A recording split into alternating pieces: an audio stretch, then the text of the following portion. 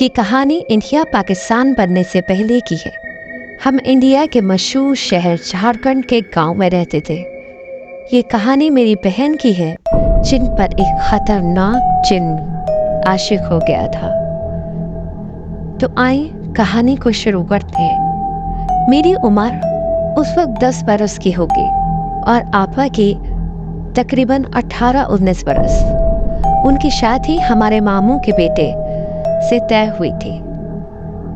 گاؤں میں مہینہ بھر پہلے ہی دلہن کو ہلدی اور اپٹن لگانا شروع کر دیتے۔ آپا کو بھی گاؤں کی لڑکیاں برگد کے پرانے درخت کے نیچے لے کر بیٹھ جاتی، روز اپٹن اور ہلدی سے ان کی مالش کرتی، کبھی چمیلی کا تیل ان کے سر پہ رگڑتی، گیت گاتی، گانے بجاتی اور خوب شور ہنگامہ کرتی۔ گھر بھر میں رونق مچی رہتی۔ ایک رات مجھے شدید پیاس لگے۔ میں اٹھ کر گھڑے سے پانی پینے گئی تو کیا دیکھتی ہوں کہ آپا پرانے برگد کے درخت کے پاس بیٹھی ہیں اور ہنس ہنس کر کسی سے باتیں کر رہی ہیں۔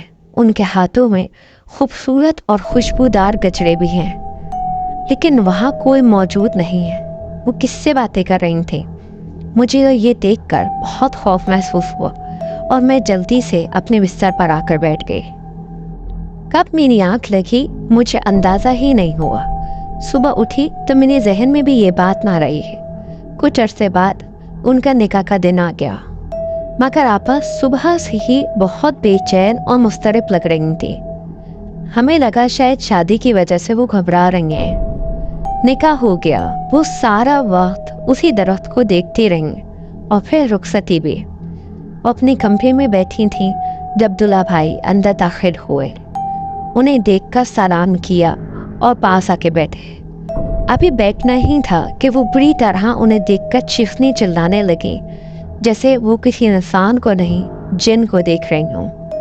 شور سن کر سبھی کمرے میں آ گئے اور وہ خوف سے بے ہوش ہو گئیں۔ یہ سلسلہ 1 ہفتے تک یوں ہی جاری رہا۔ وہ سارا دن بالکل ٹھیک رہتی، معمول کی طرح زندگی گزارتی، اور رات مغرب کے ہوتے ہی انہیں عجیب چیخنے چلانے کا دورے پڑنے لگتے۔ ماموں مامی نے انہیں پریشان ہو کر اور خوفزدہ ہو کر گھر بھجوا دیا۔ سارے گاؤں میں چہمگوئیاں شروع ہو گئیں۔ سب لوگوں میں خوف و ہراس پھیلا ہوا تھا۔ اب کوئی بھی ہمارے گھر کا رخ نہ کرتا۔ اب تو آپا بھی روز رات بھر اس درخت کے پاس بیٹھی رہتی اور کسی نادیدہ مخلوق سے باتیں کرتی۔ امی ابا بہت پریشان تھے۔ انہوں نے بہت سے پیر فقیروں سے ان کا علاج کروایا، لیکن کوئی بھی اس نادیدہ مخلوق کا مقابلہ نہیں کر پایا۔ آپا کی حالت بھی دن بدن خراب ہوتی جا رہی تھی۔ ایک روز ابا کے ایک پرانے دوست جو دہلی مسجد کے امام تھے ہمارے یہاں ملنے آئے۔ ابا نے انہیں اپنی پریشانی کا سبب بتایا تو انہوں نے ابا سے کچھ چیزیں منگوائیں اور کہا کہ میں تمہاری مدد کروں گا۔ وہ مغرب کی نماز کے بعد گھر سے باہر نکل گئے اور انہوں نے ابا کو تاکید کی کہ تم سب گھر کے اندر ہی رہنا، میں گھر کا حصار باندھ رہا ہوں۔ باہر صرف آپا اور وہ تھے۔ ہم سب کھڑکیوں کے پیچھے چھپ چھپ کر انہیں دیکھ رہے تھے۔ انہوں نے کچھ عملیات شروع کیے اور ایک کالا بکرا ذبح کیا۔ ابھی بکرا ذبح ہوا ہی تھا کہ آپا کی چیخیں بلند ہونا شروع ہو گئی۔ سارے گاؤں میں ان کی مردانہ چیخیں گونج رہی تھیں اور گاؤں والے اپنے گھروں میں خوف و ہراس میں مبتلا تھے۔ امام صاحب پڑھتے رہے اور آپا کی دردناک چیخیں بلند ہوتی رہیں۔ پھر اذان فجر سے کچھ دیر پہلے ایک لمبی خاموشی چھا گئی۔